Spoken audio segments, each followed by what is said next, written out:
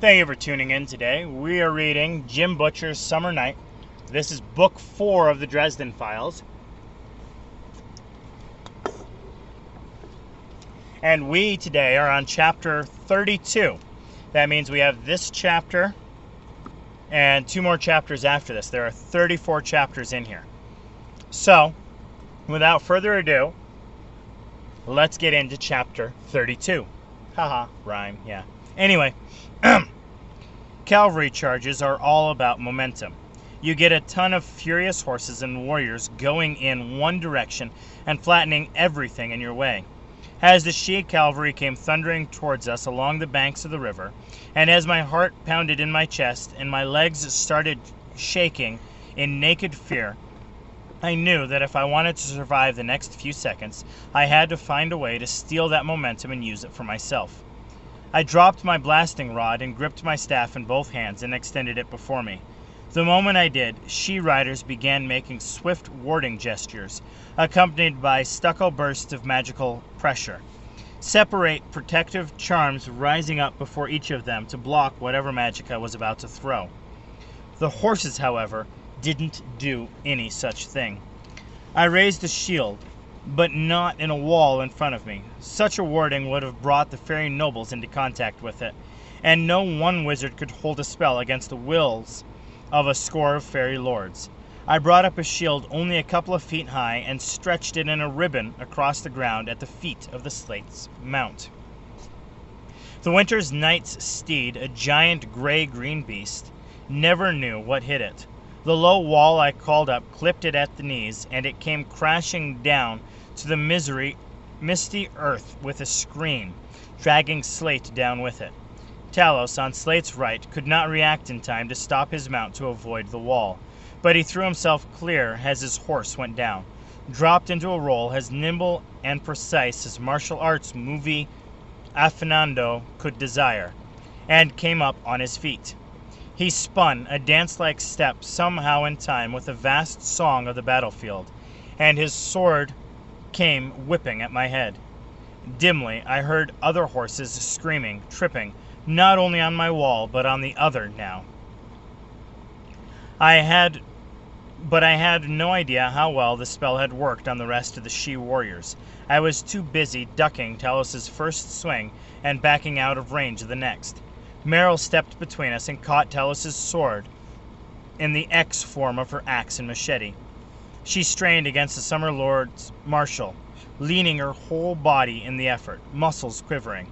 I'd felt exactly how strong the changeling girl was, but Talos simply pressed against that strength, his face composed, slowly overcoming her. "Why do you do this, changeling child?" Talos called. "You, who have struggled against winter so long. It is useless. Stand aside. I wish no harm to thee." "Like you wish no harm to Lily?" Meryl shouted. "How can you do that to her?" "It does not please me, child. But it is not for me to decide," Talos answered. "She is my queen." "She is not mine," Meryl snarled, and drove her forehead forward into Talos's nose. She struck him hard enough, and I heard the impact, and it drove the fairy lord back several staggering paces. She didn't see Slate come up from the ground a few feet away and make a quick, squatting lunge at her flank. "Meryl!" I shouted into a tumult. "Look out!" She didn't hear me. The winter's knight's sword bit into her just below her lowest rib, and she took more than a foot of frost-covered steel, thrusting up and back. Slate's sword tore through her and came out through her jacket and a flat wear coating it, emerging like some bloody blade of grass. She faltered, her mouth opening in a gasp. Both axe and machete fell from her hands. "Meryl!" Fix screamed nearby. Slate laughed and said something I couldn't hear, and he twisted the blade with a wrenching pop and whipped it back out. Meryl stared at him and reached out a hand. Slate slapped it completely aside and turned his back on her. She fell limply down. I felt rage rising and climbed back to my feet, gripping my staff in both hands. Slate reached down and dragged Talos up from the ground with one hand.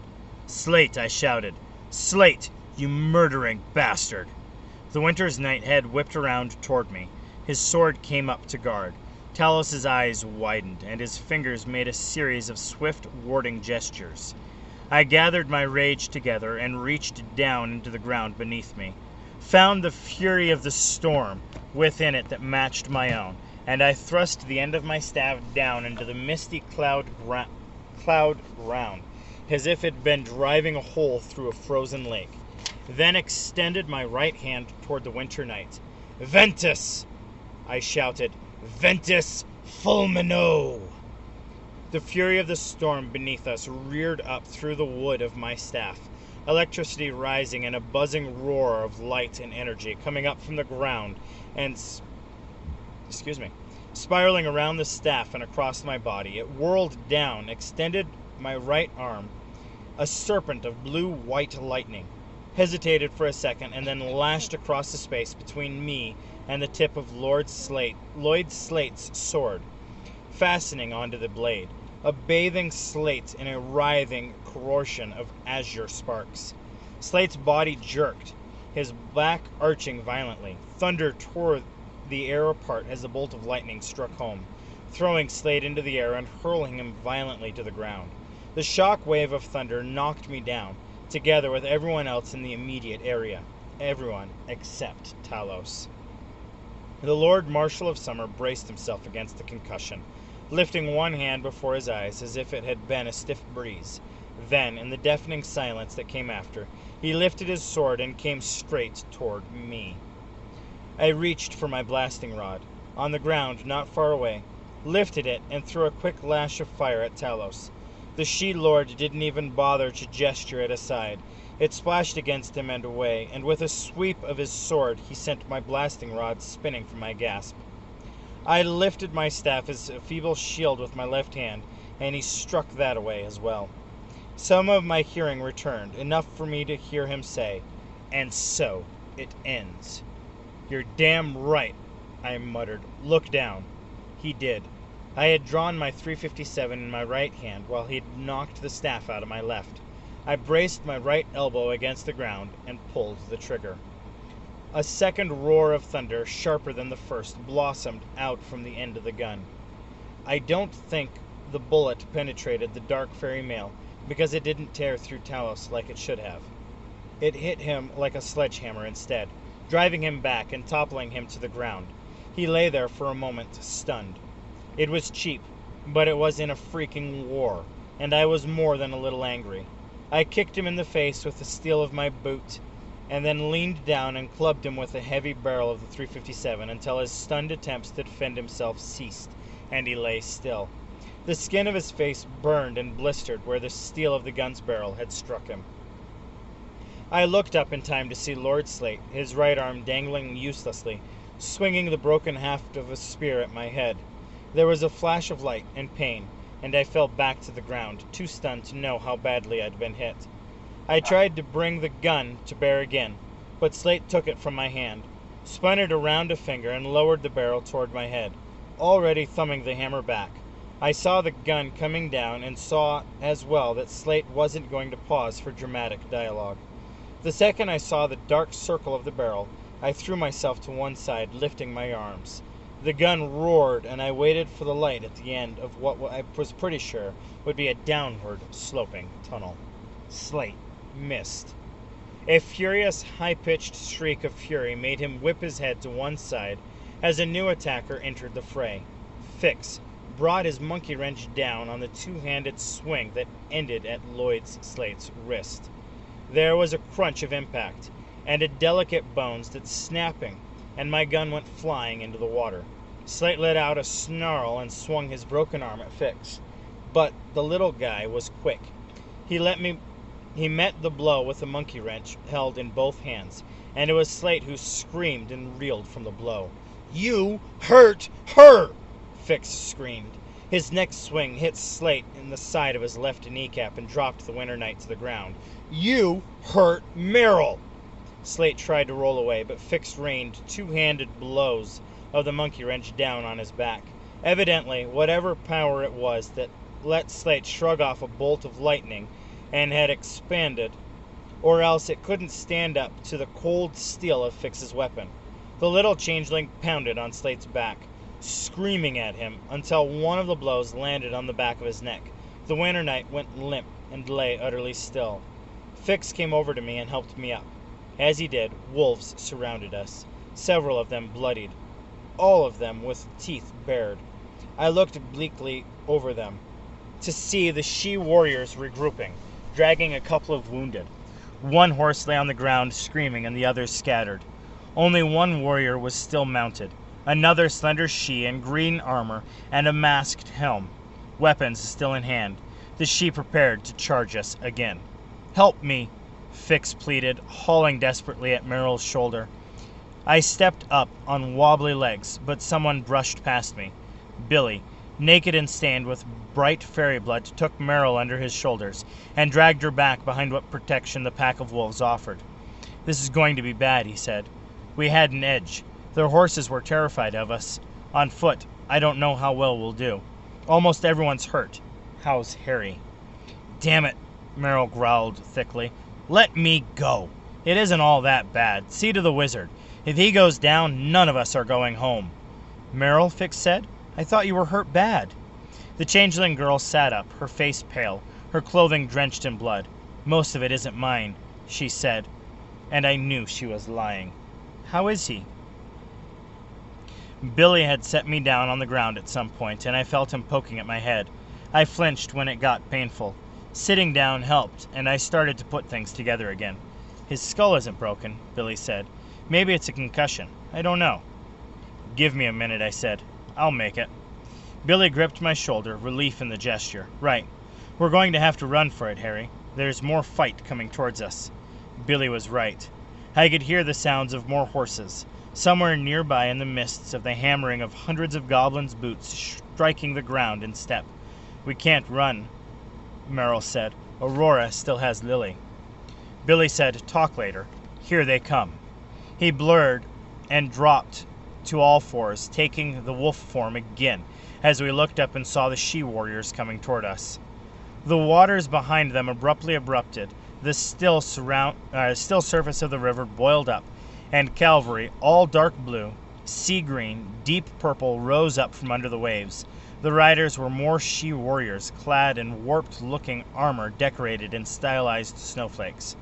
There were only a dozen of them in the summer's warriors' score, but they were mounted and attacking from behind. They cut into the ranks of the summer warriors, blades flickering, led by a warrior in mail of purest white, bearing a pale and cold-looking blade. The summer warriors turned to fight, but they had been taken off guard, and they knew it. The leader of the winter attack cut down one warrior, then turned to another, hand spinning through the series of gestures. Cold power surged around that gesture, and one of the summer warriors simply stopped moving. The crackling in the air around him growing louder as crystals of ice seemed simply to erupt from the surface of his body and armor, frozen from the inside out. In seconds he was nothing but a slowly growing block of ice around a gold and green figure inside, and the pale rider almost negligently nudged the horse into the solid kick. The ice shattered into pieces and fell to the ground in the jumbled pile. The pale rider took off her helmet and flashed me a brilliant, girlish smile. It was Mav, the Winter Lady, her green eyes bright with bloodlust, dreadlocks bound close to her head. She almost idly licked blood from her sword as another summer warrior fell to one knees, his back to the water, sword raised desperately against the riders confronting him. The waters surged again, and pale, lovely arms reached out, wrapping around his throat from behind. I caught a glimpse of golden eyes and a green-throated smile, and then the warrior's scream was cut off as if dragged under the surface. The summer's warriors retreated, swift and in concert. The rest of the mounted winter warriors set out in pursuit. "Your godmother sends her greetings," Mav called to me. I'd have acted sooner, but it would have been a fair fight, and I avoid them. "I need to get to the table," I called to her. "So I've been told," Mav said. She rode her horse over to Lloyd Slate's unmoving form, and her lovely young face opened into another brilliant smile. "My riders are attacking further down the river, drawing summer forces that way. You should be able to run upstream." She leaned down and purred. Hello, Lloyd. We should have a talk. Come on, then, grimaced Merrill. Can you walk, wizard? In an answer, I pushed myself to my feet. Merrill stood too, though I saw her face twist in pain as she did. Fix hefted his bloodied monkey wrench. I recovered my staff, but my blasting rod was nowhere to be seen. The black doctor bag lay nearby, and I recovered it, taking time to check its contents before closing it again. All right, people, let's go. We started along the stream at a jog. I didn't know how far we had to go. Everything around us was in chaos and confusion. Once a cloud of pixies flew past us, and I found another stretch over the river where spiders as big as footballs had spun webs, trapping dozens of pixies in their strands. A group of fairy hounds, green and gray and savage, went past hot on the heels of the long panther-like being headed for the water. Arrows whistling past, and everywhere lay fairy, dead and dying. Finally, I felt the ground begin to arise, and looked up to see the hill of the stone table before us. I could even see Korik's hulking form at the top, as the centaur backed away from the stone figure of Lily, evidently just set on the table. Aurora, dismounted, was a slender, gleaming form looking down upon us with anger. "Lily!" Merrill called through her, though her voice had gone thready. Fix whirled to look at her, his eyes alarmed, and Merrill dropped to one knee, her ugly, honest face twisting in pain. "Get her, Fix. Save her, and get her home."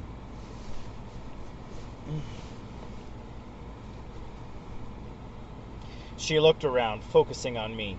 "You'll help him?" "You paid for it," I said. "Stay here. Stay down. You've done enough." She shook her head and said, "One more thing." But she settled down on the ground, hand pressed to her wounded side, panting. Aurora said something sharp to Korik. The centaur bowed his head to her, and spear gripped in his hand came down the hill toward us. "Crap," I said. "Billy, this guy is a heavy hitter. Don't close with him. If you can keep him distracted." Billy barked in acknowledgement, and the werewolves shot forward to the centaur descendant, fanning out around him and harrying his flanks and rear while their companions dodged his hooves and spear. "Stay with Merrill," I told Fix, and scooted around the wolves' flanks, heading up to the hill toward the stone table. I got close enough to the top to see Aurora standing over the statue of Lily. She held Mother Winter's unraveling in her fingers, pressed against the statue, and she was tugging sharply at the strands, beginning to pull it to pieces. I felt something as she did, a kind of dark gravity that jerked at my wizard senses with sharp, raking fingers. The unravelings began to come apart, strand by strand and line by line, under Aurora's slender hands.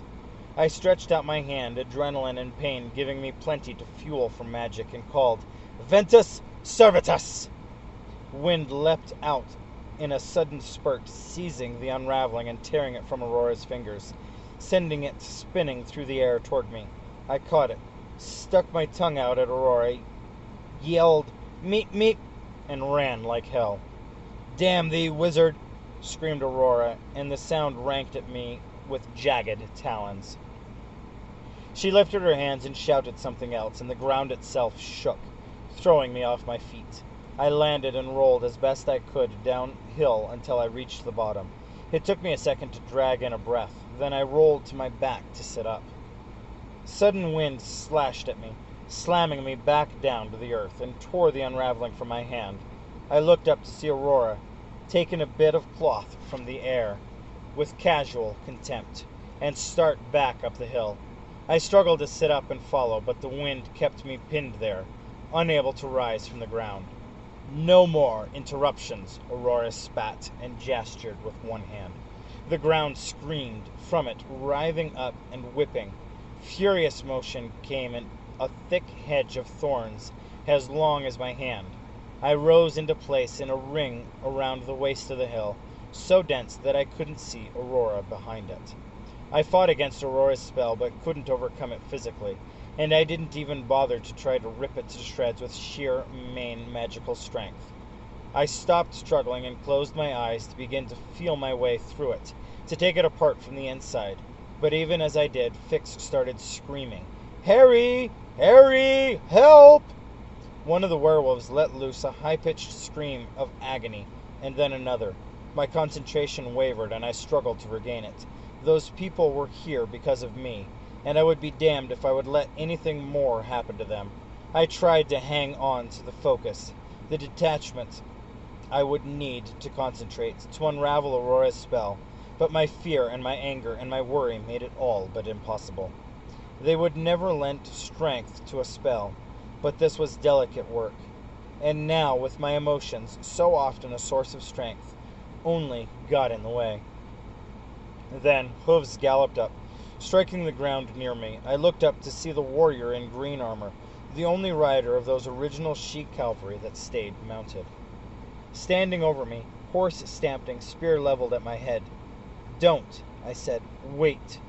The rider ignored me, lifted the spear to its tip with a gleaming silver light, and drove it down at my unprotected throat. Thank you for listening to Chapter 32 of the Dresden Files. Stay tuned to see what happens to Harry Dresden as the spear is launched down at his throat. Thank you again, and you guys have a great day. Stay tuned for the last chapter.